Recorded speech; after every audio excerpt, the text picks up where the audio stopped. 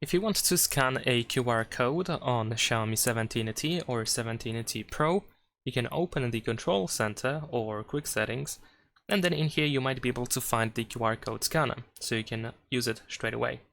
There is also the QR code scanner, this same one pretty much, in the app drawer, which is this one over here. It's called Scanner.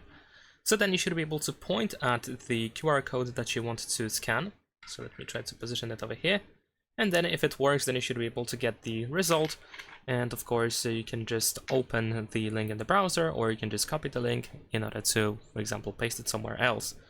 However, if this scanner doesn't work for you, then you can also open the camera app. And in the camera, in the photo mode, you can just simply point at the QR code, and then on the left side, you will find this QR code icon, which allows you to also get the result. In case the QR code scanner doesn't work for you in the camera, then you can open camera settings. So tap on this arrow at the top and then open settings in here.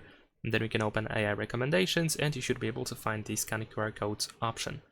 And that's pretty much it. Leave a like and subscribe.